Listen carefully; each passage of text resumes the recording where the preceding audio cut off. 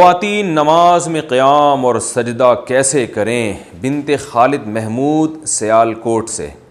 خواتین تکبیر تحریمہ میں کتنا ہاتھ اٹھائیں، ہاتھ کس طرح سے باندھیں، سجدے میں پاؤں کس طرف نکالیں اور سلام کس طرح پھیریں؟ بنت خالد محمود سیالکوٹ سے پوچھتی ہیں۔ دیکھیے، خواتین تکبیر تحریمہ میں ہاتھ کس طرح اٹھائیں۔ خواتین کی جو نماز ہے وہ مردوں سے ظاہری کیفیت کے لحاظ سے مختلف ہے، اس پہ پوری امت کا اجماع ہے۔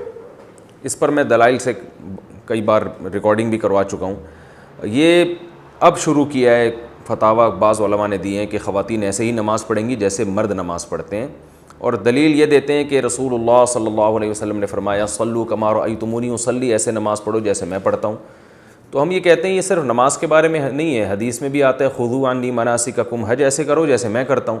لیکن اس کے باوجود پوری امت کا اجماع ہے کہ خواتین حج میں رمل نہیں کریں گی، جو سینہ اکڑ کے طواف کیا جاتا ہے۔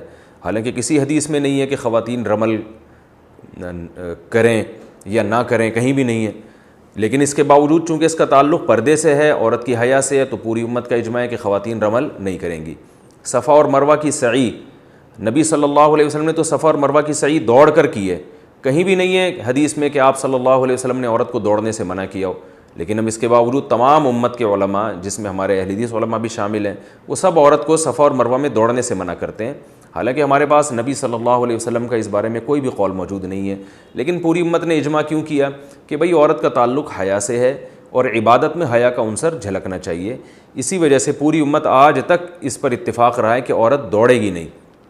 اسی طرح لبیک آہستہ کہنا، تو حالانکہ رسول اللہ صلی اللہ علیہ وسلم نے تو لبیک زور سے کہا ہے، لیکن اور عورت کو کہیں بھی نہیں ہے حدیث میں کہ نبی نے زور سے لبیک کہنے سے منع کیا ہو، مگر پوری امت کا اجماع ہے کہ عورت آہستہ لبیک کہے گی، کیونکہ حج ایک عبادت ہے اور عبادت میں عورت کی حیا کا عنصر جھلکنا چاہیے۔ تو اسی بیسس پر امت کا اس پر بھی اجماع رہا ہے کہ اگرچہ حدیث میں صراحتاً نہیں ہے کہ عورت سمٹ کے نماز پڑھے، لیکن پوری امت کا اجماع رہا ہے کہ عورت سمٹ کے نماز پڑھے گی، مردوں کی طرح چوڑی ہو کے کشادہ ہو کے نماز نہیں پڑھے گی جیسے مرد سجدہ کرتے ہیں یا مرد رکوع کرتے ہیں۔ اس میں امام ابو حنیفہ، امام شافعی، امام احمد بن حنبل، امام احمد بن حنبل تو امام بخاری کے استاذ ہیں، حدیث کے بہت بڑے عالم ہیں، وہ تو یہاں تک بھی کہتے ہیں کہ عورت نماز میں تکبیر تحریمہ والا رفع الیدین ہی نہیں کرے گی تاکہ ہاتھ اٹھانا ہی نہ پڑے اس کو۔ تو اور امام شافعی سے بھی یہی منقول ہے کہ سمٹ کے نماز پڑھے گی۔ تو چاروں ائمہ سے منقول ہے، تابعین، تبع تابعین، اور آج تک امت کا اس پر اجماع چلا آ رہا ہے۔ تو اب اگر کوئی اس میں حدیث کا مطالبہ ہم سے کرتا ہے کہ حدیث میں دکھاؤ کہ کہاں لکھا ہے کہ عورت سمٹ کے نماز پڑھے گی، تو اس سے فوراً آپ مطالبہ کریں کہ حدیث میں یہ کہاں لکھا ہے کہ عورت آہستہ لبیک کہے گی، عورت صفا اور مروہ کی سعی جو ہے وہ دوڑے گی نہیں اس میں بلکہ چل کے کرے گی، اور عورت رمل نہیں کرے گی، سینہ کڑا کے پہلے 3 چکر نہیں لگائے گی طواف کے۔ تو جیسے وہاں حدیث نہیں ہے امت کا اجماع ہے، تو ایسے یہاں بھی حدیث نہیں ہے امت کا اجماع ہے۔ یعنی حدیث سے میری مراد قول رسول صلی اللہ علیہ وسلم۔ ہاں صحابہ تابعین کے آثار ہیں، وہ جو ہے وہ تو موجود ہیں ہمارے پاس۔ امام بخاری رحمہ اللہ نے صرف اسلاف میں صرف ایک خاتون کا تذکرہ کیا ہے کہ وہ مردوں کی طرح نماز پڑھا کرتی تھیں۔ تو اس سے صاف پتہ چلتا ہے کہ امام بخاری نے اسلاف کے جس دور کا تذکرہ کیا اس میں مردوں اور عورتوں کی نماز میں فرق مشہور تھا، تبھی تو امام بخاری کہہ رہے ہیں کہ فلاں خاتون مردوں کی طرح پڑھ رہی ہیں۔ تو پتہ چلا کہ اسلاف کے دور میں مردوں کی طرح نماز الگ تھی، عورتوں کی طرح الگ تھی۔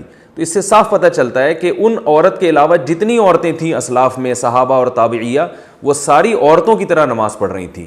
تو اس لیے امام بخاری نے صرف ایک خاتون کا تذکرہ کیا ہے، تو باقی تمام ان کے اپوزٹ چل رہی تھیں اور وہ عورتوں کی طرح سمٹ کے نماز پڑھ رہی تھیں۔ یہ وہ دلائل ہیں جن کا انتہائی احترام کے ساتھ اہل حدیث علماء کے انتہائی احترام کے ساتھ یہ وہ دلائل ہیں جن کا ہمیں اس جواب نہیں ملتا۔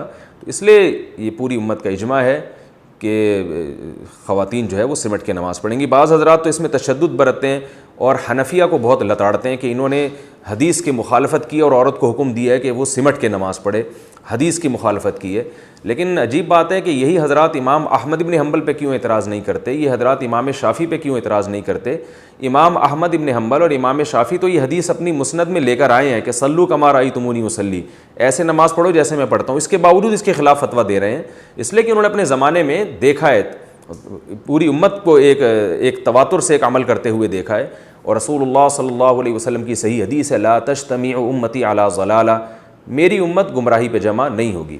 یہاں تک کہ جو اہل حدیث حضرات ہندوستان میں 150 سال پرانے جو فتاویٰ ہمیں ملتے ہیں اس میں اہل حدیث کی کتابوں میں بھی یہی لکھا ہوا ہے کہ عورتیں سمٹ کے نماز پڑھیں گی. تو یہ اس دور میں ایک میں سمجھتا ہوں کہ ایک نیا فتویٰ ہے جو چل پڑا.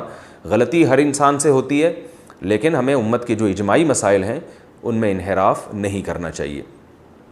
اور خود حدیث سے بھی ثابت ہے کہ پردے کے معاملے میں عورت کا حکم مرد سے مختلف ہے. جیسے کہ رسول اللہ صلی اللہ علیہ وسلم نے ارشاد فرمایا, عورت کی گھر کی نماز مسجد کی نماز سے بہتر ہے. کیوں؟ گھر میں پردہ زیادہ ہے. نبی صلی اللہ علیہ وسلم نے یہ بھی ارشاد فرمایا کہ عورت کے اندر گھر کے کمرے کی نماز صحن کی نماز سے بہتر ہے. حالانکہ وہاں کوئی دیکھنے والا نہیں ہے, کوئی نامحرم تھوڑی ہے, عورت کا اپنا گھر ہے. میں اس لیے کہہ رہا ہوں کہ بعض علماء یہ کہتے ہیں کہ بھائی اگر اکیلے میں عورت نماز پڑھ رہی ہے تو پھر بھی اس کو سمٹ کے نماز پڑھنے کا حکم کیوں دیا جاتا ہے, حالانکہ وہاں تو دیکھنے والا کوئی نہیں ہے. تو ہم یہی بات کہتے ہیں کہ عورت کے گھر میں کوئی نامحرم نہیں ہے, پھر بھی حدیث میں آتا ہے کہ صحن سے کمرے میں نماز پڑھنا اس کے لیے زیادہ بہتر ہے. تو اس سے صاف پتہ چلتا ہے کہ عورت کی نماز میں حیا کا عنصر جھلکنا چاہیے اور یہ ظاہر ہونا چاہیے کہ یہ عورت ہے. حدیث میں یہ بھی آتا ہے, آپ صلی اللہ علیہ وسلم نے فرمایا التسبیح للرجال والتصفیق للنساء. امام سے اگر نماز میں غلطی ہو جائے تو مرد اللہ اکبر یا مرد سبحان اللہ کہہ کے غلطی پہ تنبیہ کرے گا, لیکن عورت کو آواز نکالنے کی اجازت نہیں ہے. حالانکہ نارملی عورت کی آواز کا پردہ نہیں ہے, وہ ضرورت کے وقت بول سکتی ہے, لیکن نماز میں اس کو بولنے پر بھی پابندی لگا دی کہ وہ دائیں ہاتھ بائیں ہاتھ کی ہتھیلی پر رکھ کر ایسے تالی مارے گی جس سے امام کو پتہ چلے گا کہ وہ غلطی کر رہا ہے. تو پتہ چلا نماز کے باہر کے حکام الگ ہیں, نماز کے اندر کے حکام الگ ہیں.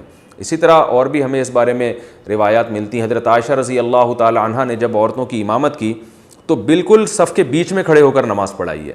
حالانکہ امام تو آگے کھڑا ہوتا ہے, عورت کی امام جو ہے نا وہ تو آگے کھڑا ہوتا ہے, لیکن حضرت عائشہ بیچ میں کھڑی ہوئی ہیں تاکہ امام جو ہے وہ ظاہر نہ ہو. تو یہاں دیکھیں کس قدر حیا کا خیال رکھا ہے کہ نماز میں عورت کا عورت پن جھلکنا چاہیے. اسی طرح ہم دیکھتے ہیں کہ نماز میں عورت مردوں کی امامت نہیں کر سکتی, آگے نہیں کھڑی ہو سکتی. بیٹا ماں کو نماز پڑھا سکتا ہے, ماں بیٹے کو نماز نہیں پڑھا سکتی. حالانکہ ماں کا درجہ تو بیٹے سے زیادہ ہے, اس کے باوجود ماں جو ہے وہ نماز میں پیچھے کھڑی ہوگی, بیٹا آگے کھڑے ہوگا. تو اس میں اللہ تعالیٰ نے جو ہے نا ایک نماز میں مرد اور عورت میں ایک بڑا فرق رکھا ہے کہ ان کا یہ فرق نماز کے اندر جھلکنا چاہیے. تو یہ وہ تمام احادیث ہیں اور روایات ہیں جن سے تمام فقہاء نے استدلال کیا ہے کہ بھئی اس سے صاف پتہ چلتا ہے کہ عورت اور مرد کی نماز کی جو ظاہری کیفیت ہے اس میں بہت زیادہ فرق ہے. وہ فرق جھلکنا چاہیے نماز کے اندر, اور یہ تواتر سے اجماعی مسئلہ چلا آ رہا ہے. تو اب لوگ حدیث کا مطالبہ کرتے ہیں, تو جو مطالبہ کریں آپ ان سے مطالبہ کر لیں کہ صفا اور مروہ میں جو ہے عورت دوڑے گی نہیں, حدیث دکھاؤ کہاں ہے. تو امت کے اجماعی مسائل اس طرح سے توڑ موڑ کر حدیث کا لیول لگا کے اگر ہم نے تبدیل کرنا شروع کر دیے تو ہمارے تو دین کا بیڑا غرق ہو جائے گا بالکل. تو اس لیے انہی فقہا پر اعتماد کرنا چاہیے جو ہم سے پہلے محقق گزر چکے ہیں. عبداللہ بن مسعود رضی اللہ تعالیٰ عنہ کی روایت ہے, فرمایا من کان منکم مستنن فلیستن بمن قد مات فإن الحی لا یؤمن علیہ الفتنہ. عبداللہ بن مسعود رضی اللہ تعالیٰ عنہ فرماتے ہیں کہ جو تم میں اقتدا کرنا چاہتا ہے تو آج کے دور کے جو یوٹیوبرز ہیں اور آج کے دور کے جو محققین ہیں ان کی اتباع نہ کرے, بلکہ جو دنیا سے جا چکے ہیں ان کو فالو کریں, کیونکہ حی پر فتنے کا اندیشہ زیادہ ہے. جو زندہ لوگ ہیں ان کے بارے میں ڈر ہے کہ یہ دنیا پرستی میں یا اپنی دکان چمکانے کے لیے لیبل یہ لگا رہے ہیں کہ ہم دوسروں کی دکانیں بند کر رہے ہیں, مگر ان کا مقصد ایسا نہ ہو کہ اپنی دکان چلانا چاہ رہے ہوں. تو اس کا بھی یہ زندہ لوگوں پہ یہ اندیشہ زیادہ ہے. پرانے لوگوں کی جو تحقیقات ہیں وہ تحقیقات للہیت کی بیس پر ہوتی تھیں, آج نفس پرستی کا دور ہے. تو اس لیے میں پھر بھی ان اہل حدیث علماء پر ہرگز طنز نہیں کر رہا کہ جو کہتے ہیں کہ عورتیں جو ہیں مردوں کی طرح نماز پڑھیں گی. میں ان کی نیت پہ شبہ نہیں کر رہا, لیکن میں یہ کہہ رہا ہوں کہ بعض لوگ ایسے بھی ہو سکتے ہیں کہ جن کا مقصد اپنی دکان چلانا ہو اور وہ قرآن و سنت کا لیبل لگا رہے ہوں. باقی سب ایسے نہیں ہوتے. بعض لوگ کی تحقیق ہی ہوتی ہے, وہ سمجھتے ہیں کہ قرآن و سنت کی روشنی میں یہی برحق ہے.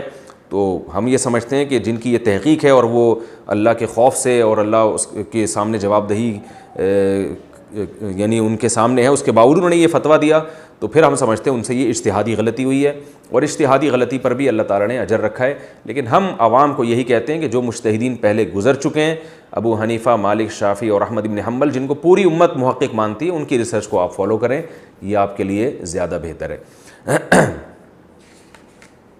ہاں, تو اب جو بات یہ کہ اصل تو یہ کہ عورت سمٹ کے نماز پڑھے گی. اب سمٹنے کی کیفیات کیا ہوں گی، ان میں فقہا کا اختلاف ہے. یہ میں اس لیے کہہ رہا ہوں کہ بعض لوگ کہتے ہیں کہ یہ کون سی حدیث میں لکھا ہے کہ عورت سینے پہ ہاتھ باندھے گی، یہ کون سی حدیث میں آتا ہے کہ عورت سجدے میں دائیں طرف پاؤں نکال کے بیٹھے گی، یہ کون سی حدیث میں آتا ہے کہ تشہد میں عورت دائیں طرف پاؤں نکالے گی یا بائیں طرف پاؤں نکالے گی، یہ کون سی حدیث میں آتا ہے کہ عورت رفع الیدین میں کندھوں تک ہاتھ اٹھائے گی اور مرد جو ہے نا وہ کانوں تک ہاتھ اٹھائیں گے. تو بھائی اب ہر چیز پہ الگ سے حدیث کا مطالبہ کرنا یہ غلط ہے. اس لیے کہ جب سمٹنا ثابت ہو گیا اجماع امت سے، اور اجماع کا حجت ہونا وہ حدیث ہی سے ثابت ہے کہ نبی صلی اللہ علیہ وسلم فرما چکے کہ میری امت گمراہی پہ جمع نہیں ہو سکتی، تو اب وہ کیفیات مبہم ہے، احادیث میں ان کا صراحتاً تذکرہ نہیں ملتا، لہذا اس میں فقہا کی رائے ہیں مختلف. تو آپ جس فقی کی رائے کو فالو کریں وہ آپ کے لیے بہتر ہے. تو امام ابو حنیفہ کے جو فقہ ہے اس کے مطابق جو ہے، کیونکہ کندھوں تک ہاتھ اٹھانے میں جو ہے وہ یعنی اس میں عورت زیادہ کھل جاتی ہے، تو اس لیے انہوں نے کہا کہ کانوں تک ہاتھ اٹھانے میں، اس لیے انہوں نے کہا کہ صرف کندھوں تک ہاتھ اٹھائے جائیں. اور جب وہ تحیات میں بیٹھیں گی تو اپنے دونوں پاؤں دائیں طرف نکال کے اس طرح سے زمین پہ بیٹھیں، اور سجدہ جب وہ کریں گی تو دونوں پاؤں جو ہے دونوں بازو بچھا لیے جائیں اور پاؤں کو دائیں طرف نکالا جائے، پورے جسم کو زمین پہ بچھا لیا جائے. اس سے یہ بھی پتہ چلتا ہے کہ وہ جو حدیث میں آتا ہے کہ تم میں سے کوئی جو ہے وہ کتے کی طرح سجدہ نہ کرے، تو اس سے مراد مرد ہیں، اس میں خطاب رسول اللہ صلی اللہ علیہ وسلم کا مردوں کو ہے. اس لیے کہ مرد کا اس طرح سے اٹھ کے زمین پہ سمٹ کے سجدہ کرنا یہ سستی اور کاہلی کی علامت ہے، اس لیے آپ صلی اللہ علیہ وسلم نے اس کو پسند نہیں کیا. لیکن عورت کا اس طرح سے سمٹ کے سجدہ کرنا یہ سستی کی نہیں بلکہ اس کی حیا کی علامت ہے. عورت کا اپنے سرین جو ہے وہ کولے جو ہے وہ سجدے میں اٹھانا اوپر کی طرف، یہ حیا کے بہرحال خلاف ہے. بعض حضرات نے یہ کہا ہے کہ عبداللہ بن عمر رضی اللہ تعالی عنہ نے سے روایت ہے کہ عورتیں آہستہ لبیک کہیں گی، لہذا ہم اس روایت کی وجہ سے عورتوں کو آہستہ لبیک کہنے کا کہتے ہیں، اور عبداللہ بن عمر سے ایسی کوئی روایت نہیں ہے کہ وہ عورت سمٹ کے سجدہ کرے گی. تو یہ یاد رکھیں عبداللہ بن عمر کی جو روایت جو بھی پیش کرے تو یہ ابن جریج مشہور مدلس ہے، ان کی مدلس روایت ہے، لہذا یہ روایت ضعیف ہے. پہلی بات تو یہ. دوسری بات یہ کہ اگر آپ قول رسول نہیں پیش کر سکتے تو پھر اسلاف کے اقوال تو ہمارے پاس بھی ہیں جس میں عورت کو سمٹ کے سجدہ کرنے کا حکم دیا گیا ہے، جیسے ابراہیم نخعی رحمہ اللہ تعالیٰ. اچھا، ابراہیم نخعی رحمہ اللہ سے ایک روایت یہ بھی ہے کہ عورت اور مرد کی نماز میں کوئی فرق نہیں ہے، اور ایک روایت یہ بھی ہے کہ عورت نماز میں سمٹے گی. تو بعض لوگ ان کی دوسری روایت پیش کرتے ہیں کہ ابراہیم نخعی جیسے جلیل القدر تابعی جن کا امام بخاری بھی بڑا تذکرہ کرتے ہیں، تو وہ یہ کہہ رہے ہیں عورت کی مرد کی نماز میں کوئی فرق نہیں ہے. تو یاد رکھیں یہ جو روایت ہے ان سے دونوں روایتیں، ایک روایت میں آتا ہے کہ وہ ابراہیم نخعی کہتے ہیں کہ عورت اور مرد کی نماز میں فرق نہیں ہے، ایک میں آتا ہے کہ فرق ہے. تو صاف پتہ چلتا ہے کہ اس روایت کا مطلب کچھ اور ہے، اس کا مطلب کچھ اور ہے. تو عورت اور مرد کی نماز میں فرق نہیں ہے رکعتوں کے لحاظ سے، قرات کے لحاظ سے، تسبیحات کے لحاظ سے. جو مرد نے پڑھنا ہے وہی عورت نے پڑھنا ہے، جتنی رکعتیں اس نے پڑھنی ہے اتنی اس نے پڑھنی ہے، اس لحاظ سے کوئی فرق نہیں ہے. اور دوسری جو ابراہیم نخعی سے روایت ہے جس میں آتا ہے کہ فرق ہے، اس سے مراد ہے کہ ظاہری کیفیت کے لحاظ سے فرق ہے. میں اس لیے کہہ رہا ہوں ایسا نہ ہو کوئی ابراہیم نخعی سے وہ روایت پیش کر کے آپ اس سے متاثر ہوں اور کہیں کہ اچھا بھئی یہ تو ہمیں ان سے بھی ایک اسلاف کا قول مل گیا. تو ایسا نہیں ہے، اس قول کی کیا حقیقت ہے وہ میں نے آپ کو بتا دی. Thanks for watching. Don't forget to like, comment, share and subscribe to Mufti Tariq Masood Speeches channel.